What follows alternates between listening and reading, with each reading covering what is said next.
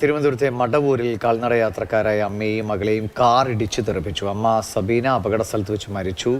മകൾ അൽഫിയുടെ നില ഗുരുതരമാണെന്നാണ് അറിയുന്നത്. സ്റ്റെഫിൻ വിവരങ്ങളുണ്ട്. സ്റ്റെഫിൻ, എങ്ങനെയാണ് അപകടം?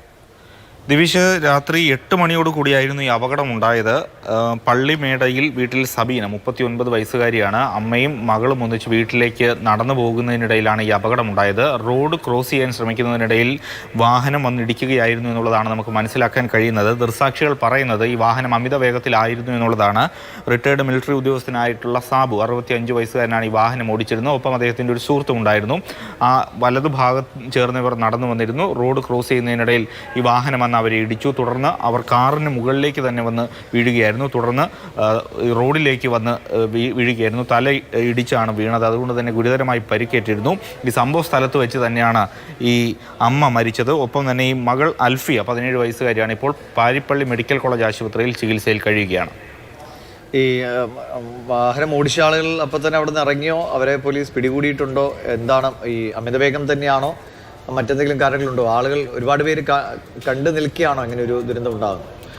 അത് പക്ഷേ നമുക്ക് മനസ്സിലാക്കാൻ കഴിയുന്നതനുസരിച്ച് അമിത വേഗമാണ് ഈ അപകടത്തിലേക്ക് എത്തിച്ചത് എന്നുള്ളതാണ് മനസ്സിലാക്കാൻ കഴിയുന്നത്. കാരണം ഒരു നേരെയുള്ള റോഡാണ്, വലിയ വളവോ തിരിവോ ഒന്നും ഉള്ള റോഡായി നമുക്കത് കാണുന്നില്ല. അതുകൊണ്ട് തന്നെ അമിത വേഗം തന്നെ ആയിരിക്കാം ഈ വാഹനത്തിൻ്റെ ഒരു അപകടത്തിലേക്ക് നയിച്ചത് എന്നുള്ളതാണ് മനസ്സിലാക്കാൻ കഴിയുന്നത്.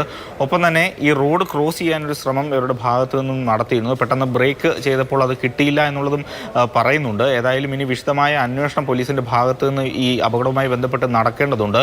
അതിൽ മാത്രമേ എന്താണ് ഈ അപകടത്തിലേക്ക് നയിച്ചത്, അമിത വേഗമാണോ അല്ലെങ്കിൽ നാട്ടുകാർ ഉന്നയിക്കുന്നത് പോലെ ഈ വിഷയം തന്നെയാണോ എന്നുള്ളതൊക്കെ തന്നെ വ്യക്തമാവുകയുള്ളൂ.